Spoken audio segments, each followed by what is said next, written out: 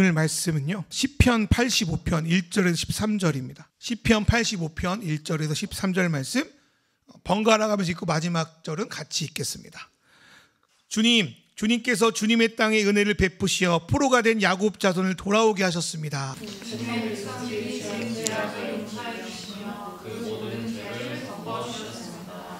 주님의 노여움을 말끔히 거두어 주시며 주님의 맹렬한 진노를 거두어 주셨습니다.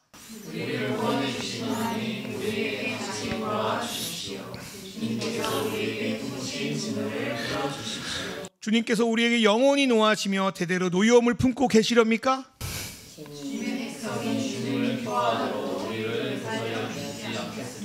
주님의 한결같은 사랑을 보여주십시오. 우리에게 주님의 구원을 베풀어 주십시오. 하나님께서 무엇을 말씀하시든지 제가 듣겠습니다. 주님께서 우리에게 평화를 약속하실 것입니다. 주님께서는 주님의 백성, 주님의 성도들이 명령된 대로 나가지 않는다면 진정으로 인하여 주실 것입니다. 참으로 주님의 구원은 주님을 경외하는 사람에게 가까이 있으니 주님의 영광이 우리 땅에 깃들 것입니다.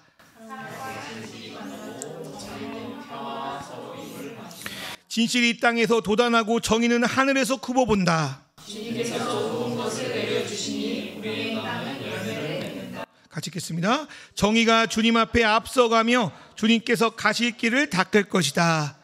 아멘. 여러분, 그 4월 4일 11시 22분 그때 뭐 하셨는지 궁금합니다. 뭐 제가 전화로 다 물어보긴 했지만 그 다들 윤석열 씨의 대통령 탄핵 선고에 대한 실시간 방송에 많은 분들의 눈과 귀가 향하여 있었습니다. 저도 11시 30분에 약속이 있어가지고 11시 나가게 되었거든요. 원래 아내한테 나 못 볼 것 같아, 결과 나오고 볼 거야, 그렇게 했는데 자동으로 이렇게 틀어지더라고요. 틀고 이제 차 속에서 이제 들으며 가고 있었는데 탄핵 선고 이전에 되게 사뭇 제 안에 긴장감이 있었습니다. 정말 만에 하나라도 안 되면 어떻게 하나, 안 되면 이 나라에 어떤 일이 벌어지나, 그 상황에서 어떻게 해야 되냐, 이런 생각들이요. 그 페이스북에 어느 기독교 출판사 대표님 목사님 패친으로 계셔요. 이분이 계속 이제 그런 글을 쓰는데 며칠 전에 딱 유서 2장이 올라간 거야. 하나는 지인들에게 보내는 유서, 하나는 가족들에게 보내는 유서. 나 만약에 탄핵 안 되면 앞에 나갈 거라고 이렇게 이제 써놓은 걸 봤어요. 그래서 저희 교단 젊은 목사님들과 이렇게 만날 기회가 있었는데, 야, 만약 그런 일이 있으면 나 무서우니까 혼자 가지 말고 같이 가자. 아니면 이제 사모님들이 다 그랬대요. 자기 아내들이 혹여 그런 일이 있으면 절대 가지 말라고 그랬대. 야, 가족을 생각해야지 그러면서 그렇게 다들 이야기했다고 반농담처럼 이야기를 했습니다. 그러니까 그 안에 이제 이 시국에 대한 걱정과 고민이 묻어 있는 거죠. 저도 그렇고 여러분도 그렇고 이번 일주일 동안 어떻게 될지 모르는 그 조마조마한 상황 가운데 하나님께 기도하면서 이 시간을 지켜봤을 거라고 생각이 듭니다. 저는 앞에 탄핵 인용이 유리한 내용들이 나와도 그래서 아내가 이제 된 것 같다라고 올렸잖아요. 그거 다 필요 없고 파면이라는 2글자를 간절히 기다렸거든요. 그러다가 이제 오전 11시 22분 그토록 기다리는 메시지를 그 문영배 재판관, 헌법재판관 재판장 권한대행인가요? 어쨌든 그 재판관을 통해 들을 수 있었습니다. 전문 일부를 제가 읽어드리겠습니다. 피청구인의 법 위반 행위가 헌법 질서에 미친 부정적 영향과 파급 효과가 중대하므로 피청구인을 파면함으로써 얻는 헌법소의 이익이 대통령 파면에 따르는 국가적 손실을 압도할 정도로 크다고 인정됩니다. 이에 재판관 전원의 일치된 의견으로 주문을 선고합니다. 탄핵 사건이므로 선고 시간을 확인하겠습니다. 지금 시각은 오전 11시 22분입니다. 주문: 피청구인 대통령 윤석열을 파면한다. 이것으로 선고를 마칩니다. 이 선고를 들었을 때 환호성은 낼 수는 없었어요. 월드컵 4강 이런 느낌은 아니었어. 그냥 뭔가 내 안에 있는 얹힌 뭔가가 훅 빠져있는 그런 느낌이 들었습니다. 생각해보면 저 시험 보거나 어디 대학 들어갈 때나 취직 결과를 기다렸던 그때의 마음보다 이게 뭐라고 너무 간절하게 이 인용을 기다렸던 것 같아요. 그리고 정말 다행이다라는 생각이 들었어요. 그리고 이제 사도행전 제가 아까 올려드리지만 사도행전 19장에 나오는 그 예배소 시청 서기관이 있는데 그 서기관처럼 그래도 헌법재판관들이 그래도 이 부분에 있어서는 상식과 법률에 근거하여 판단하였다, 이런 생각도 제가 생각해봤습니다. 그럼에도 제 입가에 씁쓸한 느낌을 계속 지울 수가 없는 것 같아요. 왜 이렇게 명확하게 8대 0으로 그 주 부분에 대해서는 어느 반대도 없는 이 당연한 것을 왜 그렇게 질질 끌었냐. 계엄도 계엄인데 이 선고가 늦어지니까 국민 전체가, 이 나라가 물질적인 정신적인 손해를 너무나도 많이 보고 있습니다. 그리고 그 시간 가운데 또 고위 공직자들 일부가 법 집행을 방해하고 또 여러 가지 준동으로 우리의 법과 제도가 통째로 흔들리니 더 심각하게 벌어졌습니다. 그때 그러면서 그런 마음이 저한테 생겼어요. 하나님이 말씀하신 것 같다고 저는 믿습니다. 용우야, 앞에서는 너 6대2 정도라도 탄핵하길 바랬잖아. 근데 너 이제 화장실 들어갈 때와 나갈 때 다르다고. 너 지금 왜 뭐를 또 원망하고 있냐, 이런 마음이 들었어요. 야, 어떻게든 그냥 하나님 늦더라도 좋으니 이번 한 번만 봐주세요, 막 이렇게 기도하지 않냐. 이 정도라도 감사해라, 뭐 이런 마음이 들었습니다. 그래서 그날 밤에 저희 가정은 소소하게 파티를 했어요. 아까 이제 아이한테 들은 분도 계시지만 우리 아들이 학교에서 오자마자 막 오늘 대통령 탄핵했으니까 파티를 열자고 막 그러는 거예요. 머리가 좀 잘 돌아가거든요. 어떻게 알았냐 그랬더니 선생님이 역사적인 날이니 꼭 보라고 해서 학교에서 친구들하고 봤대요. 그래가지고 그날 서율이가 좋아하는 3종 세트, 통닭, 치킨, 아니죠. 똑같은 말이지. 통닭, 피자, 라면. 그 중에서 박소율은 라면을 가장 좋아합니다. 네. 그리고 이걸 이제 먹었어요. 근데 이제 그놈은 괜찮은데 저랑 제 아내는 이제 속이 안 좋더라. 이제 끝났어요. 이제 안 돼요. 그래서 그저께 어제 좀 고생했는데 그 라면을 금요일 날 먹었는데 어제 이제 토요일 날 할머니 집 갔거든요. 할머니가 고등어 조림하고 소고기를 딱 꺼내고 이걸 먹을래 딱 보였더니 다 필요 없다. 나는 라면만 주면 된다. 라면을 또 먹고, 네. 오늘도 닭칼국수를 또 먹고, 네. 아주 면회 아주, 네, 그렇습니다. 저는 어쨌든 이번 탄핵 선고를 좀 보면서 지금 우리 상황에 어떤 본문을 나눌까라는 생각을 하다가 시편 85편의 말씀을 가져왔습니다. 시편 85편은 바벨론에 끌려갔던 포로의 그 70년 기간이 끝나고 계속 기대하고 바랬던 구원의 약속이 이루어지지 않는 그 현실 속에서도 하나님의 통치를 바라는 탄원시라고 볼 수 있습니다. 하나님께서 그 포로로 끌려간 이스라엘 백성들에게 너희가 70년이 지나면 포로에서 벗어나 하나님이 주시고자 하는 약속의 땅에 들어갈 것이다, 이런 말씀을 주셨거든요.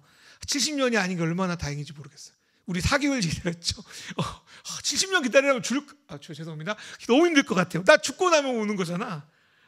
근데 이제 어쨌든 간에 70년이 지나고 약속의 땅으로 들어가는 그 이스라엘 백성, 유다인의 그 마음이 얼마나 기뻤겠어요. 그래서 시편 85편 1절에는 하나님이 주의 땅에 은혜를 베푸셨다라고 기록하고 있습니다. 이에 대해서 더 강력한 표현이 비슷한 시편 126편 1절에 기록되어 있는데 이렇게 기록되어 있습니다. 여호와께서 시온의 포로를 돌려보내실 때 우리는 꿈꾸는 것 같았도다. 그 정도로 좋았다. 하나님께서 그렇게 우리에게 은혜를 베푸셨다. 그렇게 이제 아주 흥분한 상태로 이 시편의 시작을 알리고 있습니다. 하나님이 그때 이들에게 베푸신 은혜가 총 3가지입니다. 시편 85편에 보니까 첫 번째로는 포로된 곳 그 바벨론에서 시온 예루살렘으로 돌아오게 하신 것, 두 번째로 이들의 모든 죄를 덮어주신 것, 마지막으로 주님의 진노, 주님의 심판을 거둬주신 것, 이 3가지를 이야기합니다.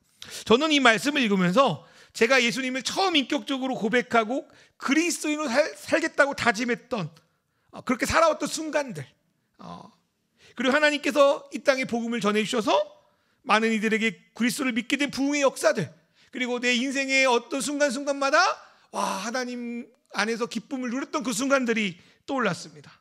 첫 번째로 하나님은 시편 85편 1절의 말씀처럼 우리에게 예수 그리스도라는 복음의 은혜를 주셔서 암흑의 권세에 속한 우리를 사랑하는 아들의 나라, 하나님의 나라로 옮겨주셨다. 이게 우리 안에 감격이 되길 소망합니다. 두 번째로 하나님은 예수 그리스도를 통해서 우리의 모든 죄를 용서하고 덮어주셨습니다. 포로기의 유대인들에게 죄는 하나님께 지은 부채, 빚과 같았어요. 하나님은 이집트에서 노예로 살았던 이 백성들을 구원해 주셨고 자기의 백성 삼으셨고 돈도 안 받고 광야에서 책임졌잖아요. 무료로 저기 만나 주고 메추라기 주고 물 주고 다 키우셨잖아요. 성경의 기록에 보면 40년간 옷이 닳지 않았고 신발이 닳지 않았대요. 너무 좋겠죠. 네. 또 맨날 잘 이렇게 헤어지잖아요. 안 헤어졌대. 그러니까 그렇게 돌봐주셨고, 그리고 성경에 보면은 구름기둥과 불기둥. 구름기둥 뭐예요? 햇빛 들어올 때 딱 그 햇빛 가림막 해주시고, 밤에는 불기둥, 추우면 이렇게 따뜻하게 온돌방처럼 이렇게 해주시고, 완전히 뭐 호텔처럼 40년 동안 광야에서 지내게 하셨고, 가나안 땅은 무료로 대여해 주셨어요. 다 분배하셨어요. 그리고 거기서 하나님을 예배하는 놀라운 권리이자 특권을 이들에게 주셨어요. 하나님을 예배한다는 건 놀라운 특권입니다.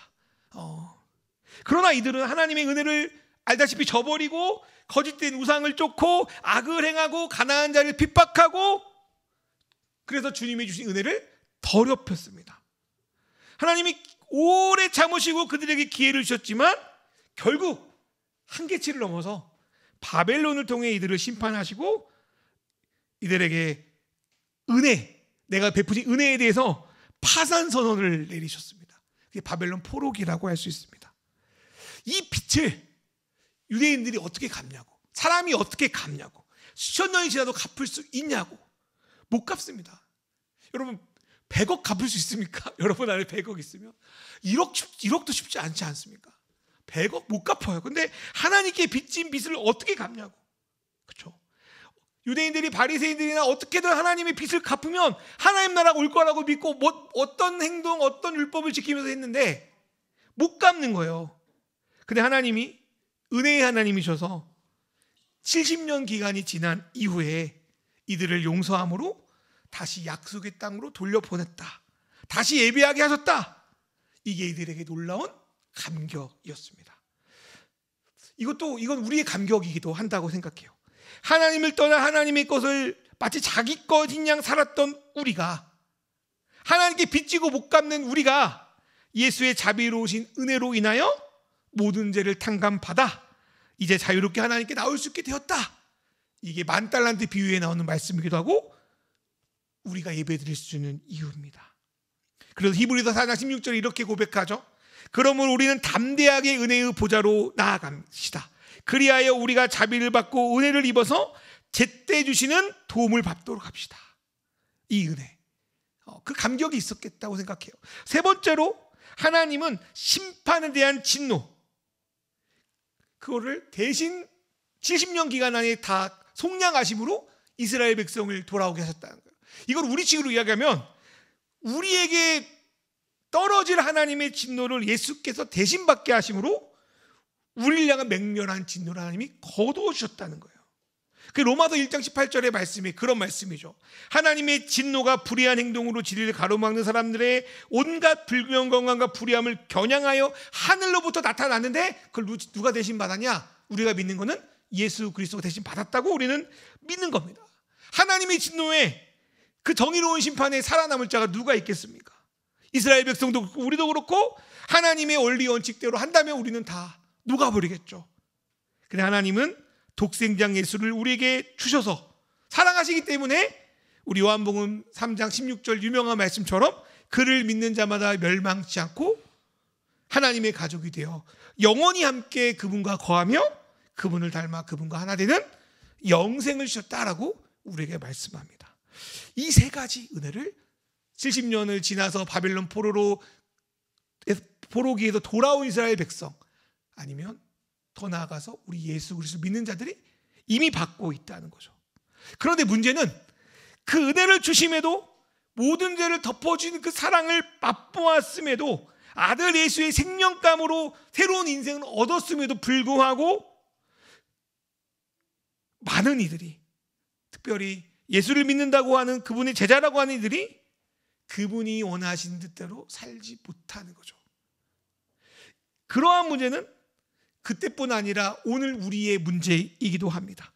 여러분, 은혜를 받았으면 은혜를 베풀어야죠. 죄를 용서받았다면 다른 일을 정죄하면 안 되죠. 진노의 자리에서 벗어났다면 다른 사람에게 미움과 악의를 품으면 안 되겠죠. 그리고 예수의 복음의 씨를 내가 받았으면 점점 자라나고 성숙해야 되는데 오히려 예수의 복음의 씨가 썩어 들어가요. 왜 그러냐? 단적인 예로 결혼식은 올렸는데 결혼 생활을 하지 않기 때문에 그렇습니다. 그리스도인은 예수를요, 어떻게 믿습니까? 우리는 예수님을 우리가 순종해야 되는 주인, 정말 사랑해야 되는 배우자, 그리고 정말 친밀한 친구로 여기며 그분과 함께 모시고 살아갑니다. 그런데 종이요, 주인의 말을 안 들어. 배우자가 있는데 다른 이들과 바람피고 있고, 친구가 한 의리를 배신해. 그럼 어떻게 되겠습니까? 그러한 교제, 그러한 관계는 남들 보기에 아무 문제가 없는 것 같아도 어쩌면 남보다 못한 사이가 되어 버립니다. 마치 그 폭삭수가때에 나오는 부산길과 그 아내처럼 그렇습니다. 저는 이번 탄핵 과정에서 어떻게 신앙인이라고 하는 이들이, 또 예수 믿는다고 하는 이들이, 그 연설장에서 자기가 크리스찬이라고 자랑하는 이들이 어떻게 저렇게 무도하고 법과 상식을 무시하고 말도 안 되는 논리를 맞다고 인정할 수 있을까? 놀랐어요. 예전에는 일부만 그래 이렇게 하는데 지금은 그런 말도 차마 할 수 없을 정도로 심각함이 있어요. 일상에서 살아가는 여러분 더 그럴 거라고 생각이 들어요. 근데 감사하게도 최소한 여기 있는 분들은 이러한 생각과 가치가 옳지 않다고 믿는 분이라고 저는 알고 있습니다. 그리스도인을 말하면서 혐오를 조장하고 거짓과 폭력을 말하는 이들과 달리 그래도 최소한 상식 안에 있다고 믿습니다. 또 자신의 목적을 위해서 계엄을 하고 계엄에 실패하자 2시간짜리 계엄이 어딨냐고 나는 국민을 계몽하려고 했던 이들의 생각과 함께하지 않는 것을 저는 압니다. 그래서 우리가 많던 크던 하나님께 이 나라와 이 사회를 위해서 기도했다고 생각이 들어요. 여러분의 심란함, 여러분의 무기력함, 여러분의 고민들을 다 하나님께서 기도로 봐주셨다고 저는 믿습니다. 그래서 우리가 드린 기도가 어쩌면 오늘 시편 5절에서 7절의 내용과 닮아 있다는 생각이 들었어요. 시편 85편 5절 말씀 우리 세 번역으로 읽어볼까요? 주님께서 시작.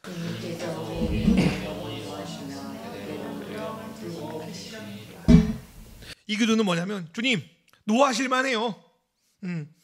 화내실만 합니다. 그런데 우리가 당신의 자녀 아닙니까? 당신의 백성 아닙니까? 라고 자녀됨으로 기도하는 겁니다. 당신의 선한 분모는 당연합니다. 그러나 이 일이 당신의 자녀에까지, 당신의 사람들까지 닥칠까 봐 두렵습니다. 아무리 그래도 당신이 사랑하는 자녀이니 자비를 베풀어 주십시오.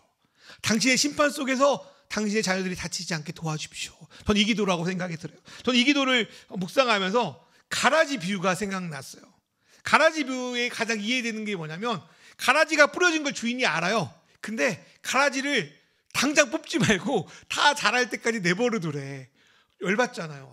빨리 뽑아야지. 가라지 빨리 뽑으면 괜찮을 텐데. 근데 그때 주인이신 하나님 뭐라고 말씀하시냐면 마태복음 14장 29절에 가라지를 뽑다가 가라지와 함께 밀까지 뽑으면 어떻게 하냐 이렇게 말씀하시거든요.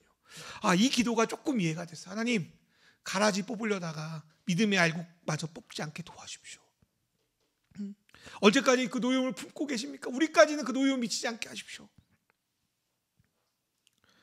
하나님, 이 땅과 교회에 대한 심판은 당연합니다. 당신이 이 땅에 공의를 세웠고 다 압니다. 그러나 그 과정에서 얼마나 무고한 이들이 아파했겠습니까? 하나님 시간을 줄여주십시오. 저희 70년 못 기다립니다. 하나님 이번으로 좀 줄여주십시오. 이번만이라도 이 땅에 은혜와 공의를 베풀어 주십시오. 이번 일이 문제가 되면 정말 수십 년 동안 어쩌면 참혹한 일이 벌어질 수 있습니다. 주님 자비를 베풀어 주십시오. 이렇게 기도했습니다. 두 번째로 시편 8편의 저자가 고라 자손인데요. 이 고라 자손은 어떤 기도를 했냐면 하나님이 우리를 창조하신 목적에 대해서 하나님께 상기드립니다. 하나님의 본래 우리를 심판하려고 창조한 게 아니잖아요. 닭을 키우면 애완동물로 닭을 키우는 건 아니잖아요. 알을 낳으려고 하고 잡아먹으려고 키우잖아요. 하나님 우리를 잡아먹으려고 키우지 않잖아요. 하나님은 하나님이 주신 이 세계 속에서 정말 기뻐하고 주님과 함께 살아가도록 창조하셨잖아요. 그래서 계시록 4장 11절을 킹 제임스 흠전역으로 이렇게 번역되어 있더라고요. 오 주여, 주는 영광과 존귀를 받기에 합당하시오니 주께서 모든 것을 창조하셨고 또 그것들이 주를 기쁘게 하려고 존재하며 창조되었나이다 하더라. 우리가 살아있는 이유가 하나님을 기뻐하는, 하나님으로 우리가 기뻐하기 위해서 우리는 살아갑니다.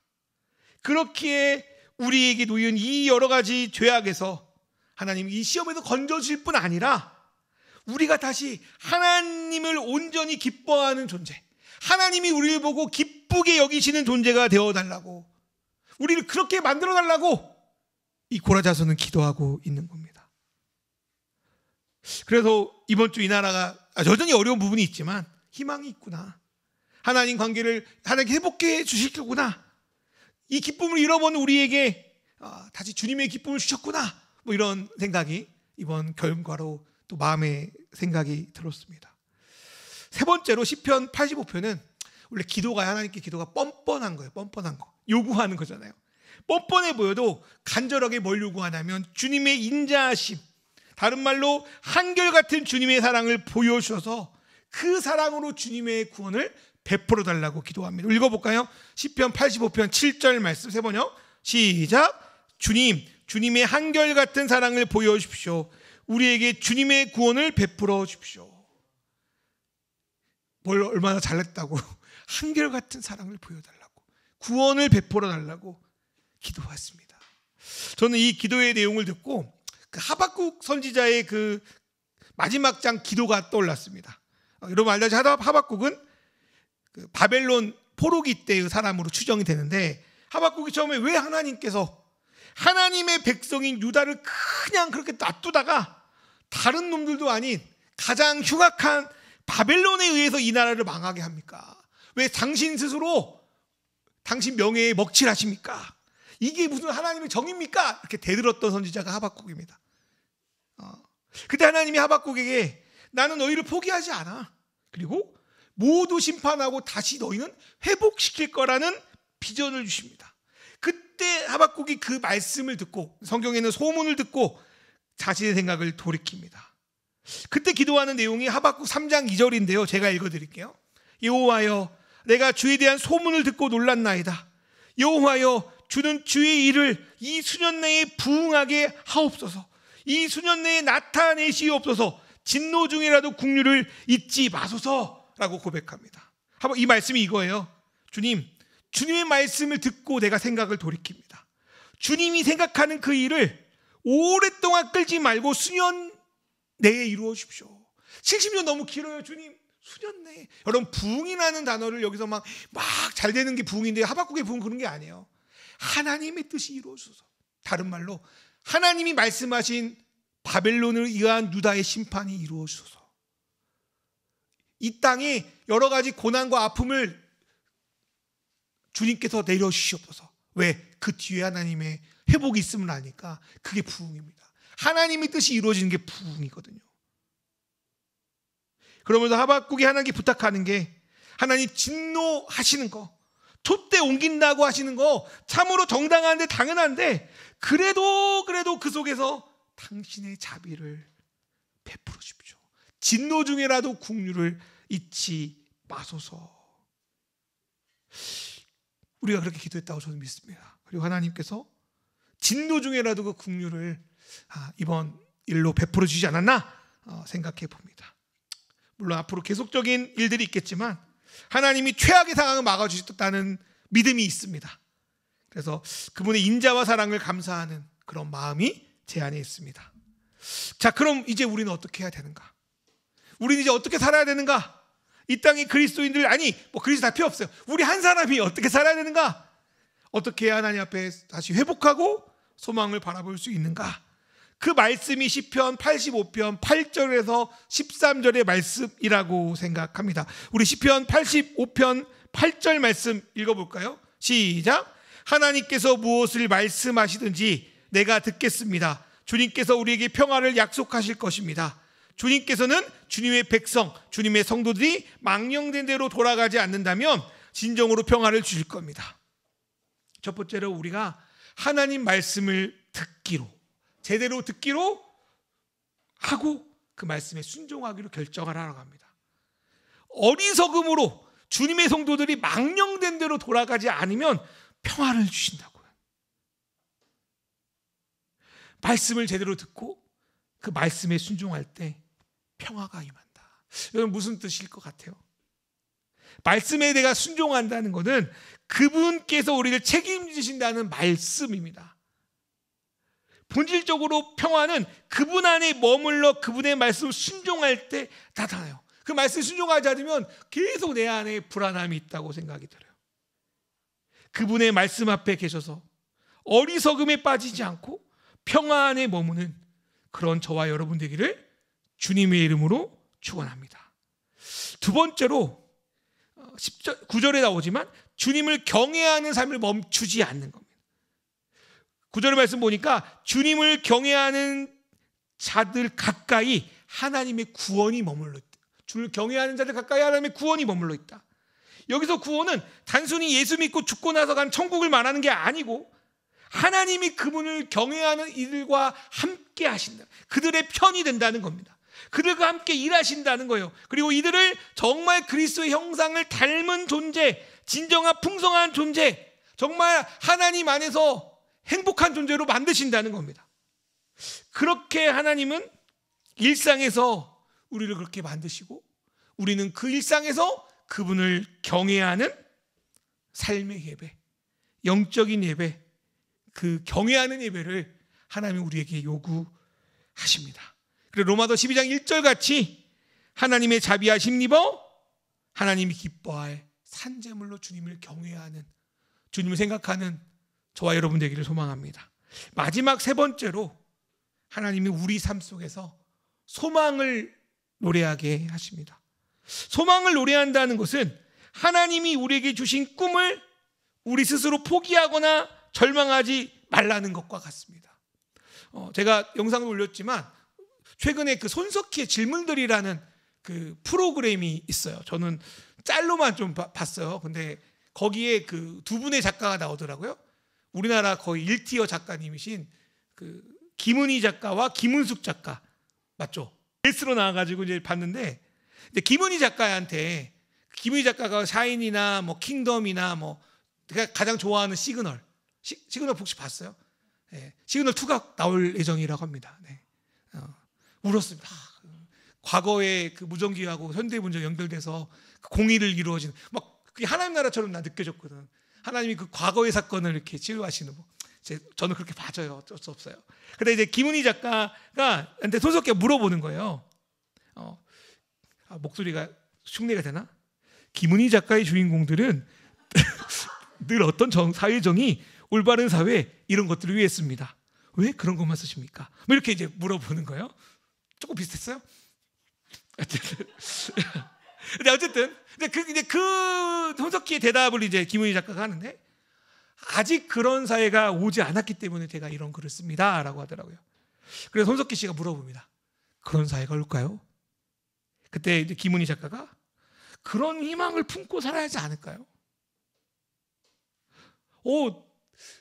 저는 이 단순한 대화에 하나님 나라 꿈꾸는 게 생각이 났어요.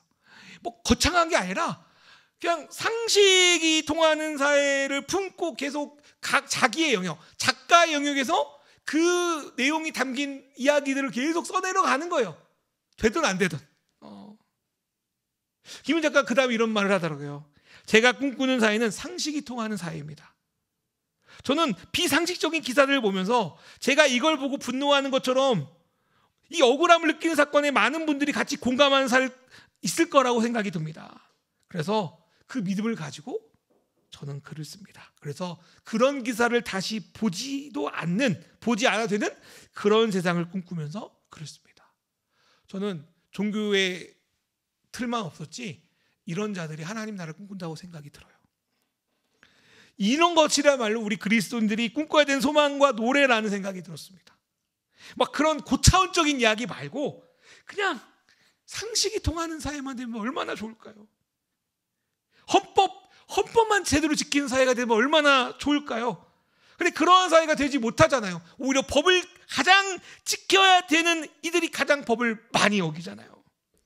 여전히 불의와 부정과 부패와 불평등이 온 나라의 가치와 사상에 파고들어 있잖아요. 솔직히 드라마에서 그분이 아무리 공정과 정의와 공정을 이야기해도 그때뿐 사람들은 별로 안 변하는 것 같이 느껴질 수 있어요. 그럼에도 계속 상식이 통하는 사회가 될 것을 믿고 자신의 작품을 통해서 상식이 통하는 사회를 계속 노래하고 있는 거예요. 그럼 우리가 부를 노래는 무엇인가? 바로 이러한 노래라는 생각이 듭니다. 그 노래가 우리가 읽었던 시편 58편 10절부터 13절에 기록되어 있어요. 첫 번째로 우리 한번 읽어볼까요? 시편 85편 10절에서 12절 말씀, 사랑과 시작. 사랑과 진실이 만나고 정의는 평화와 서로 입을 맞춘다. 진실이 땅에서 돋아나고 정의는 하늘에서 굽어본다. 그래서 좋은 것을 내려주시니 우리의 땅은 열매를 맺는다. 사랑과 진실이 만나는 사회, 정의와 평화가 함께 입을 맞추며 나아가는 사람들, 하늘의 뜻이 이 땅에서 이루어지는 것처럼 하늘에서는 정의가 내리고 진실이 땅에 돋아나는 사회, 주님이 주신 좋은 것들을 나만 먹으려고 하지 뭐 함께 나누며 먹는 사회, 그래서 그 땅에 열매를 맺어가는 사회, 이런 하나님 나라를 이 시편의 기자가 노래하고 있습니다. 이 하나님 나라가 우리는 예수를 통해 시작되었고 지금도 이루어지고 있고 그분이 오신 날 완성될 거라고 우리는 믿고 있습니다. 이 노래를 불렀으면 좋겠습니다. 어떤 것이 이루어지고 그게 아니라 내가 다른 사람으로 나는 하나님 나라 거창한 거 띄워버릴까요? 상식이 통하는 사회가 올 줄 믿어. 나는 그렇게 살아갈 거야. 누가 험하게 해도 법을 어기고 막 무례하게 해도 나는 그 상식을 믿을 거야. 그렇게만 살아간다면 하나님 앞에서 정말 덜 불거로운 사람으로 살아갈 수 있다고 믿습니다. 그리고 13절에 이런 말씀이 있어요. 정의가 주님 앞에 앞서가며 주님께서 가실 길을 닦을 것이다. 저는 이 정의가, 주님 앞에 앞서가는 정의가 어떤 예수를 믿는, 하나님 믿는 사람들이라는 생각이 들었어요. 주님의 길을 앞서가서 닦는 자들, 정의를 지키는 자들, 상식이 통하는 자로 사회가 될 거로 믿는 자들, 이게 하나님 나라를 노래하는 겁니다. 많은 것이 아니어도 나누고 함께 울고 함께 웃고 내가 믿는 신념을 맹목적으로 따르기보다 상대 입장에서 공감해 나가고 하나님이 이 가운데 무슨 생각이 계실지를 늘 고민하고 의심하고. 제가 최근에 콘클라베라는 영화를 봤는데 거기에 가장 인상 깊었던 이야기가, 거기 추기경이 설교하는데 이런 말을 하더라고요. 이 세상에 가장 무서운 건 신념이 많은 사람입니다. 신념이 강하면, 확신이 강하면 신비도 사라집니다. 계속 의심하는, 저는 다음 때 교황이 계속 의심하는 사람이면 좋겠습니다. 의심하는 것은 불신이라는 말이 아니라 정말 이 상황에서 하나님의 자비가 어디에 있는지, 하나님 뜻이 어디에 있는지. 그냥 우리는 그런 거 많잖아요. 종교가 가장 무서운 거는 이 사람이 어떤 사람인지도 판단하지 않고 그냥 딱지를 붙여버려요.